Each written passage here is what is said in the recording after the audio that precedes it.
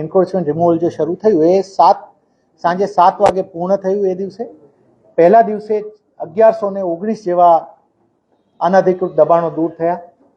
બીજા દિવસે 24 તારીખે 7 વાગ્યાથી 7:30 વાગ્યાથી સવારે શરૂ થયું તો સાંજ સુધીમાં જે રિમેનિંગ તમામ દબાણો હટાવવામાં આવ્યા. આ આખી જે અમારી દબાણોની હટાવવાની કામગીરી થઈ એની અંદર ટીપી રોડની અંદર આવતી જમીનનું ક્ષેત્રફળ 33,750 ચોરસ મીટર એટલું ખાલી થયું છે. અને આજી પટનો જે નદીનો વિસ્તાર છે એ 55,000 ચોરસ મીટર જમીન એ ત્યાંની ખાલી થઈ છે.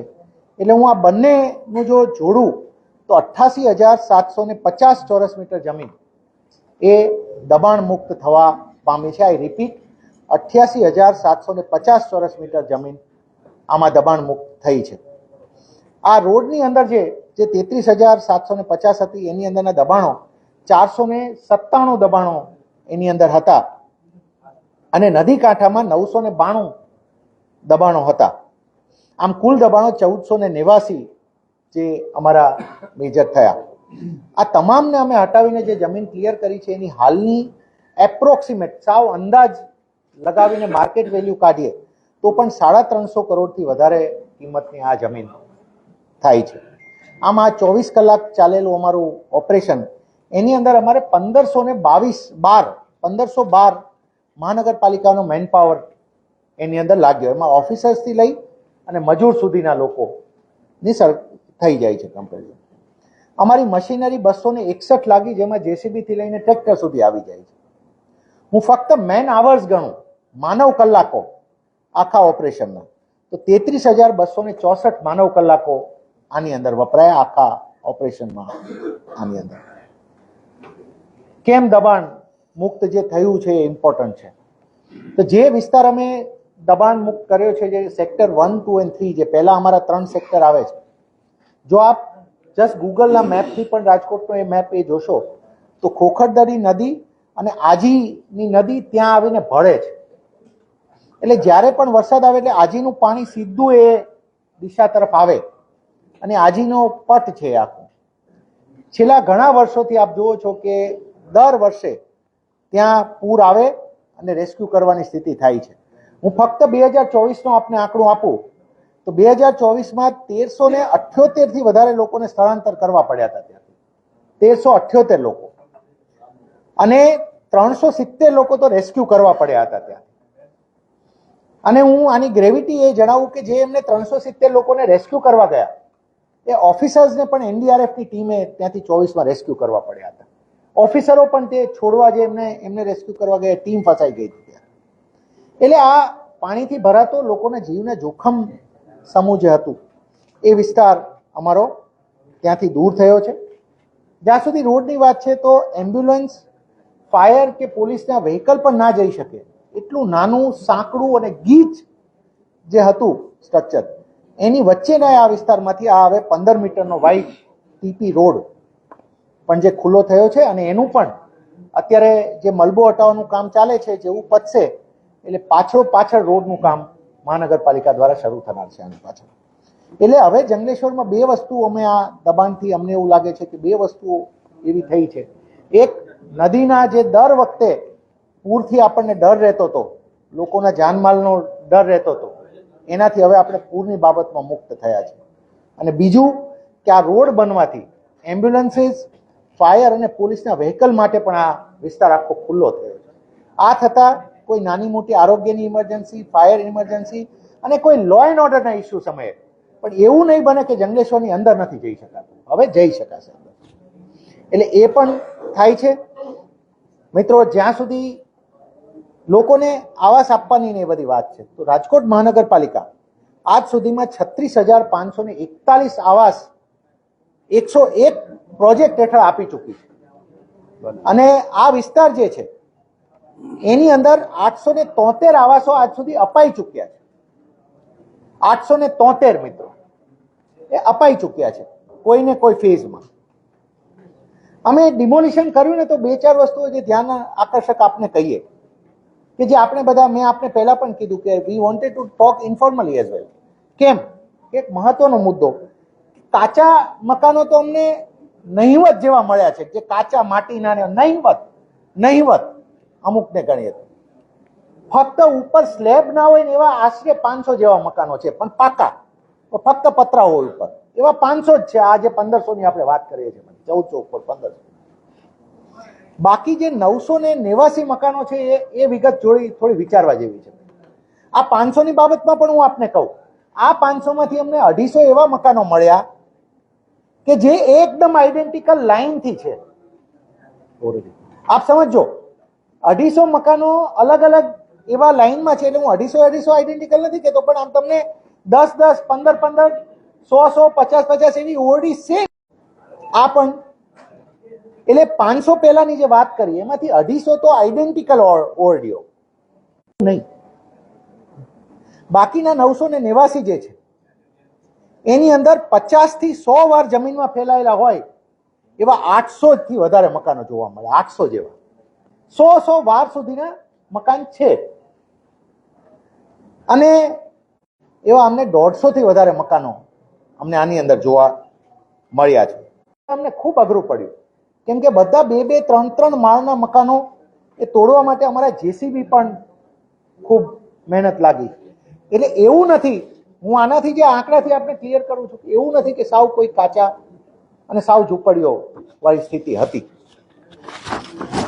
આ ઉપરાંત અમે જો થોડુંક કિંમતને અંદાજિત આપણે આંકીએ ને તો 5 લાખ રૂપિયાથી જેની આવક કિંમત વધતી હોય ને, મકાન બનાવવાની કિંમત 5 લાખથી વધારે, એવી કિંમતના અમને 750 થી વધારે મકાનો મળ્યા છે, જેની આમ અંદાજિત કિંમત આપણે બધે વેલ્યુએશન, ડિટેલ વેલ્યુએશન દરેક વસ્તુનું ના થઈ શકે at the time of demolition, પણ તમને નરી આંખે જેની કિંમત દેખાય છે કે આ બનાવતા 5 લાખથી વધારે આપણે ખર્ચો થઈ ગયો હોય એવા 750 મકાનો આની અંદર અમને જોવા મળ્યા. મિત્રો, હવે આ સમયે હું આપને કમ્પેરિઝન આપું કે જે મહાનગરપાલિકા આવાસ બનાવ્યા છે એ અમે 2 લાખ રૂપિયામાં આપીએ છીએ, અને આજે પણ મહાનગરપાલિકા, કેમ કે પીએમએવાય જેવી એક એમ્પાવરિંગ સ્કીમ અમારી પાસે છે, પ્રધાનમંત્રી આવાસ યોજના જેવી સ્કીમ કે જે એકદમ બ્લેન્કેટ કવરેજ આપે છે કે બનાવો આવાસ, અને જે અમારી પાસે સરકાર ઈચ્છે છે કે અમે બનાવીએ. આ સ્કીમમાં અમે 2 લાખમાં આવાસ હમણાં આપને નવી અમારી જે અમારું રિપેરિંગ થાય છે 2 લાખમાં આપવાનું વિચારી રહ્યા છે. 2 લાખમાં તમને સરકારી આવાસ મળે, કાયદેસર મળે, એની નીચે આંગણવાડી મળે, એમાં પાણીની સુવિધા મળે, એમાં ડ્રેનેજ મળે, અને સુવ્યવસ્થિત આયોજિત હોય મકાનો.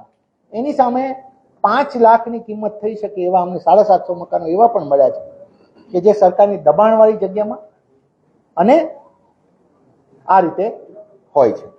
એટલે એક છે, અને 250 જેવા મકાનોની કિંમત હું કાઢું તો 15 થી 20 લાખ રૂપિયાની એવરેજ ખર્ચ થઈ શકે એવા અમને 250 જેવા આવાસો આની અંદર જોવા મળ્યા છે.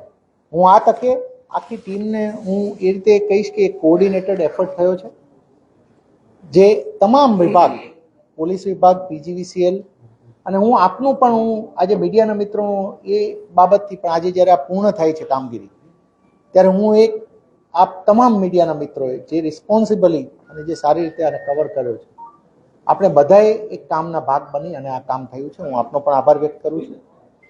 અને આપને જણાવું કે અમારો પણ આ 2 દિવસનો એટલે ફક્ત 24 કલાકનો એફર્ટ નથી. આ ખૂબ ડિટેલ સાથે અમે છેલ્લા, આપણે ફરીથી એક વસ્તુ એ પણ જણાવીએ કે જે મકાનો ખાલી થયા, આપને એ વસ્તુ દેખાય કે અમે જ્યારે ડિમોલિશન કર્યું પેલા મકાનો તમામ ખાલી થયા. આ પણ રેર છે, જનરલી આ સીન આપણે નથી જોવા મળતા. એનું બેકગ્રાઉન્ડ પણ આપીએ કે અમે આ તમામ નાગરિકોને, અમારા ટીમ છેલ્લા કેટલા દિવસથી ઘરે જઈને સમજૂત કરી, એમને અમે અમારા સાધનો, મજૂરો અને બધી વ્યવસ્થાઓ પૂર્તતા કરી, અને અમે આ રીતે એમને ખાલી કરવામાં પણ મદદ કરી છે. અને રાજકોટ મહાનગરપાલિકા માણસો માટે, નાગરિકો માટે આવાસનું કામ કરવામાં પણ એટલી જ એક્ટિવ છે. અને હું આપને એ પણ જણાવું કે અમારો આવતા 5 વર્ષનો ટાર્ગેટ 30,000 નવા આવાસ બનાવવાનો છે. રાજકોટ મહાનગરપાલિકા આવતા 5 વર્ષમાં મધ્યમ અને બિલો દેટ સામાન્ય માણસો માટે 30,000 નવા આવાસ પણ બનાવવા જઈ રહી છે આવતા 5 વર્ષની અંદર. એટલે અમારો આ અમે તમને આ આપીએ છીએ. તો this is what we have. અને હું જસ્ટ આ એ પણ આપી એક થોડું મશીનરીની બ્રીફ જો જોતી હોય તો એ લઈએ. અધરવાઇઝ અમે થોડું પોલીસ માટે આપને સીધું પોલીસને ટ્રાન્સફર કરી મેડમ. સાહેબ આવાસનો કઈ વિચાર કર્યો છે કે અમુક સારા અત્યારે ઢગલેશ્વરના જે ડિમોલિશન થઈ ગયા છે, અમુક સારા પરિવારો પણ હતા, તો માનવતાના રૂએ કોર્પોરેશન કઈ નિર્ણય કરશે આવાસ એ આપે હું મેડમ પોલીસ તરફથી બ્રીફિંગ થઈ જાય. આઈ આન્સર યોર. આ બધું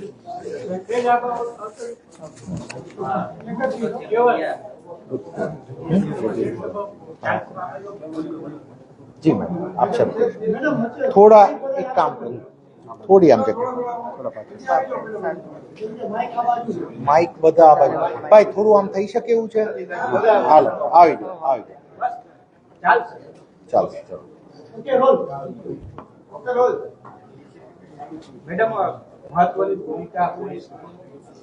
રાજકોટ મ્યુનિસિપલ કોર્પોરેશન દ્વારા 7 ઝોનમાં ડિમોલિશનની પ્રોસેસ જ્યારે થવાની હતી તો એના અગાઉથી જ દરેક ડિપાર્ટમેન્ટનું કોઓર્ડિનેશન થઈ ચૂક્યું હતું. માનનીય પોલીસ કમિશનર શ્રી બ્રજેશ ઝા સરની નિગરાની હેઠળ આ જે ભક્તિનગર પોલીસ સ્ટેશનનો આ વિસ્તાર છે અને ઘણા લાંબા સમય સુધી આજી નદીના જે સરે વાત કરી એમ કે પૂરનો તો પ્રશ્ન હતો જ હતો, પણ લો એન્ડ ઓર્ડરનો પ્રશ્ન અને અમારું રિસ્પોન્સ ટાઈમ જે સાંકડી નાની ગલીઓમાંથી કોઈને મદદ પણ જરૂર હોય તો એ પહોંચાડવામાં પ્રશ્ન રહેતો હતો. તો આની અંદર સૌથી પહેલાં તો લોક દરબાર, શાંતિ સમિતિ, મહોલ્લા સમિતિ અને જે રીતે વાત કરી કે બિલકુલ સંઘર્ષ વગરનું ડિમોલિશન કરવા માટે ઘરે ઘરે જ્યારે રાજકોટ મ્યુનિસિપલ કોર્પોરેશન, મેડિકલ અને ફાયરની ટીમો જતી, સાથે સાથે PGVCLની ટીમો પણ પોતાની કાર્યવાહી માટે જતી કે લાઇટ કનેક્શન કે નળ કનેક્શન કાપવા જતી, તો પોલીસની ટીમ પણ સાથે રહેતી. આ માટે 2000થી વધારે પોલીસ જવાનો સાથે તૈનાત રહ્યા અને માનનીય ડીજીપી સરે અમારી જે પણ રિક્વાયરમેન્ટ હતી, કારણ કે અહીંયા મહિલા, વૃદ્ધો, બાળકો સાથે રહેતા પરિવાર સાથે ડીલ કરવાનું હતું, એટલા માટે કોઈની પણ સંવેદની જે લાગણીશીલતા હોય કે કોમી લાગણી દુભાય નહીં એની સાથે પણ વર્ક કરવાનું હતું. એટલે આની અમારું જે આખું કમ્પોનેન્ટ હતું એમાં 50% કમ્પોનેન્ટ અમે મહિલા પોલીસનો યુઝ કર્યો. એમાં 8 SRPF કંપની અને સ્પેશિયલ એક્શન ટાસ્ક ફોર્સ જે RAFની તર્જ ઉપર બનાવવામાં આવી છે, 2 SAF કંપની અમને ફાળવવામાં આવી અને આખું જે ટેકનોલોજી અને હ્યુમન ઇન્ટેલિજન્સ બંનેની મદદ આપણે લીધી. ડ્રોન સર્વેલન્સથી માંડી અને સોશિયલ મીડિયા મોનિટરિંગથી માંડી અને ગ્રાઉન્ડ લેવલ ઉપર પ્લાનિંગ જે છે એ કરવાથી માંડીને અમારા વોચર્સ જે છે એમને ખૂબ એક્ટિવ રોલ આની અંદર ભજવેલો છે. જે પણ વાત કરીએ કે આજે ખોલીઓની વાત કરીએ કે ઓડિયોની વાત કરીએ તો આની અંદર અનેક ગુનેગારો છેલ્લા 10-15 વર્ષ અમારા પોલીસના ચોપડે નોંધાયેલા ગુનેગારોની વાત કરીએ તો હિસ્ટ્રી સીટર્સ, અસામાજિક તત્વો, ટપોરીઓના ઘણા બધા અડ્ડાઓ અહીંયા પનપી રહ્યા હતા. જુગારના અડ્ડા હોય કે દારૂનો અડ્ડો હોય કે નદી કિનારે દેશી દારૂની ભઠ્ઠીઓ હોય કે પછી NDPSના મોટા મોટા ડ્રગ્સના રેકેટ પકડ્યા હોય. છેલ્લામાં છેલ્લી ફાયરિંગની ઘટના ઘટી એમાં અમે ગુસ્સી ટોકમાં અમારી ક્રાઇમ બ્રાન્ચે જેમને પકડ્યા છે એવી ગેંગો પણ અહીંયા એમને આશ્રય સ્થાન રહેલું હતું. આ સિવાય પણ આપણે વાત કરીએ તો શરીર સંબંધી ગુનાઓ અને મિલકત સંબંધી ગુનાઓમાં પણ મોર દેન 200 જે હિસ્ટ્રી સીટર્સ જે છે એનું અહીંયા આશ્રય સ્થાન હતું. આ જે ડિમોલિશન થયું છે એના માટે ચોક્કસ એવું કહી શકાય કે આ લોકો નાની નાની ઓડીઓ બનાવી અને એને ભાડે ચડાવી અને એની જે ઇન્કમ છે જે આર્થિક લાભ મેળવી અને એને અસામાજિક પ્રવૃત્તિઓ ચલાવવામાં જે કરતા હતા એ જે નેક્સસ છે આખું તૂટ્યું છે. અને વ્યાજખોરી જે છે કે એ જે પૈસો જે છે એ જે પણ જરૂરિયાતમંદ હોય એને ઊંચા વ્યાજે આપવાનું અને એને આખા વ્યાજના ચક્રમાં ફસાવી અને એનું શોષણ કરવાનું જે ચક્ર છે એ પણ આમાં તૂટશે.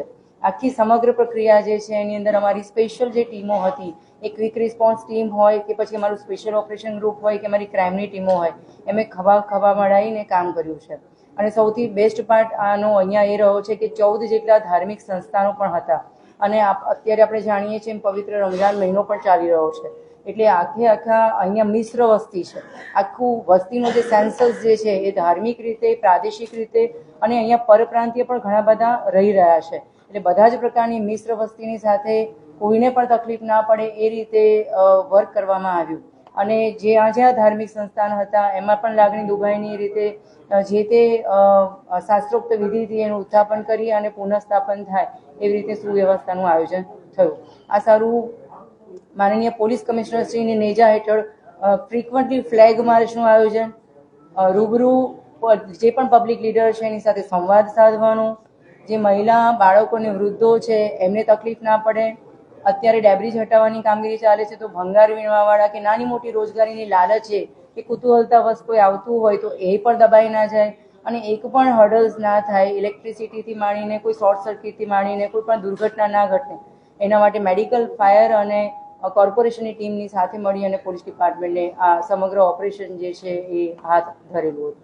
મેડમ સર મારે આપને બે લાઈન પૂછવી છે કે માનો કે આપણે એમ કહીએ છીએ કે જંગલેશ્વર આટલો સેન્સિટિવ હતો, આટલા અસામાજિક તત્વોનો અડ્ડો હતો, અત્યારે આપણે ડિમોલિશન કર્યું તો આ બધા લોકો તો આખા શહેરમાં ફેલાઈ જશે, આખા સિટીમાં. અને ખાસ કરીને સર આપને કોર્પોરેશનની જે આવાસ યોજનાઓ છે જેને 7 વર્ષ પૂર્ણ થઈ ગયા છે એવા આવાસોમાં 2 થી 2.5 હજાર રૂપિયામાં મકાન ભાડે મળે છે. તો હવે અહીંયા જે ખરેખર બિચારા જે ગરીબ અને મધ્યમ વર્ગના સારા લોકો છે એ લોકોને તો આ પ્રકારની કલ્યાણ કરતું શરૂ થાય છે. માનો કે લલુડી વોકડી છે તો કોઈ પણ એવી જગ્યાએ લોકો બધા જશે, ભગવતીપરા છે, કોઠારીયા સોલવણ છે, દૂધની ડેરી છે. ના ના, ભાડે નહીં મળે, કેમ કે જે ભાડે આપતા હતા એમને હવે જવું પડશે ને રહેવા. આપણે એને આઈડેન્ટિફાઈ કેવી રીતે કરશું કે આ વ્યક્તિ આ છે? મેં આપને કીધું ને કે જે ભાડે આપતા હતા હવે એમને રહેવા જવું પડશે ને. પહેલી વસ્તુ મકાન મળી ગયા હોય પછી ભાડે આપતા હોય તો હવે જવું પડે ને. અને અમે છેલ્લા 1 વર્ષથી આ મુવમેન્ટ ચલાવી પણ છે. કોર્પોરેશનની આવાસ યોજના માટે જોખમ છે. આ મારું પોતાનો ઉદ્દેશ મત છે. કારણ કે જે લોકો આપણે 7 વર્ષ પૂર્ણ થઈ ગયા મોટા ભાગના આવાસો ખાલી પડ્યા છે. ત્યાં આ આખું ટોળું જશે સાહેબ, એટલે અહીંયા અસામાજિક તત્વો, દારૂ અડ્ડા, વ્યભિચાર બધું જશે. પહેલા વસ્તુ તો પહેલો તમારો પ્રશ્ન જે હતો કે ભાઈ અહીંયાનું ડિમોલિશન થયું તો બધી જગ્યાએ ફેલાઈ ગયા, તો એના માટે મેં પહેલા જ એ કહ્યું કે કોઈ પણ ગીચ વિસ્તાર એવો હોય કે જ્યાં રિસ્પોન્સ ટાઈમ અમારો પ્રોપર ના પહોંચી શકે એવી ગલીઓ હોય અને એને જ્યારે કોઈ સમન્સ ડ્યુટી વોરંટ બજાવવા માટે જતું હોય કે કોઈ એને એરેસ્ટ કરવા જતું હોય તો ડિમોલિશનમાં એવા પણ ઘર છે જે 2-2, 3-3 ગલી સુધી ખોલતા હોય. કોઈ પણ ટીમ એરેસ્ટ કરવા ગઈ હોય ને એના ભૂલ ભૂલામણી જેવા ઘરની અંદર જઈને પકડવું એ ઘણું બધું દુષ્કર હોય છે. જ્યારે એને એટલો બધા મોટી સંખ્યામાં આશ્રય મળતો હોય તો કોઈ પણ માણસ લીગલી એક્શન કરવા જાય અને એની ઉપર એટેક થવાનો એને ડર રહે તો એ રીતે કોઈને જસ્ટિફાઈ નહીં કરી શકે. અને સ્પ્રે થવાનો પ્રશ્ન છે તો જે કોઈ પણ માણસ ક્યાંય પણ જશે એ શરીર સંબંધી ગુના કરે કે મિલકત સંબંધી ગુના કરે કે કોઈ પણ અસામાજિક તત્વ જે પણ આ પ્રવૃત્તિ કરવા માટે ક્યાંય પણ પ્રયત્ન કરશે તો અમારી ટીમો બધી જગ્યાએ તૈનાત હોય જ છે.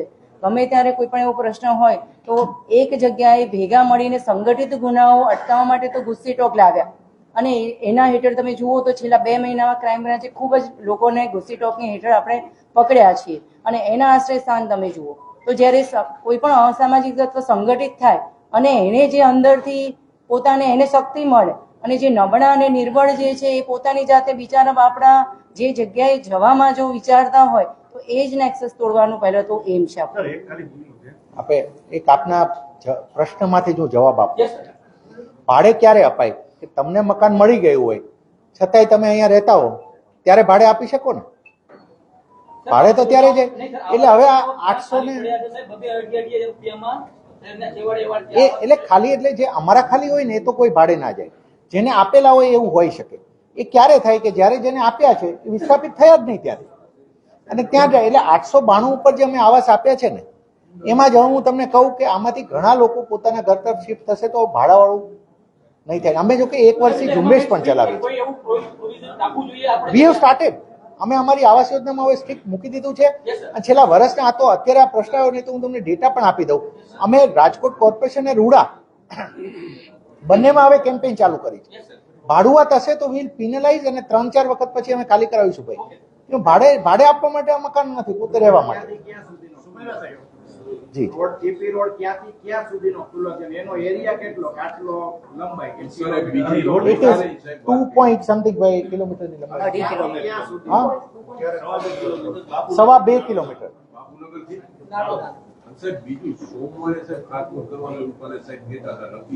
એટલે અમે અત્યારે ડેબ્રિસ રિમૂવલ ચાલુ કર્યું છે. રોડ વાળું પહેલા હશે, હવે એ પતે એટલે ધીમે ધીમે પછી એની પાસે રોડ બાબતમાં અમે તરત કામ જ ચાલુ કરીએ છીએ. પાછળ થવું જ જોઈએ. હવે 21 તો અમે રિમૂવ કરી પણ છે એ આવે છે કલેક્ટરમાં, પણ એ કેટલા બાંધકામ છે એનું આપણી પાસે નથી. એ મારી પાસે અત્યારે નથી ડેટા યાર. કે અમારા જ્યુરિસ્ડિક્શનમાં નથી. હા, અમે એવું પ્લાન કરીએ છીએ કે દિવાલ કરીએ, પણ હવે ટેકનિકલ થોડું એનાલિસિસ એ કરી રહ્યા છે કે નદીના પાણીથી દિવાલ ધોવા વિના જો એ પ્રકારની બનાવવી પડશે, કારણ કે પાણી ત્યાં આવી જાય છે. સર, કેટલો વિસ્તારમાં ખર્ચો કેટલો થયો અંદાજે? એ હજી તો અમે જસ્ટ અત્યારે વાઇન્ડ અપ કર્યું અને આપણે બેસીએ છીએ. અમે વાઇન્ડ અપ કરીને આજે મિત્રોને એટલે જ અમે બધા પ્રેસ મીડિયાને બ્રીફ કર્યું કે આજે એ તમામ ડિમોલિશનનું ઓપરેશન ગઈકાલ સાંજથી આ પૂર્ણ અમે જાહેર કર્યું.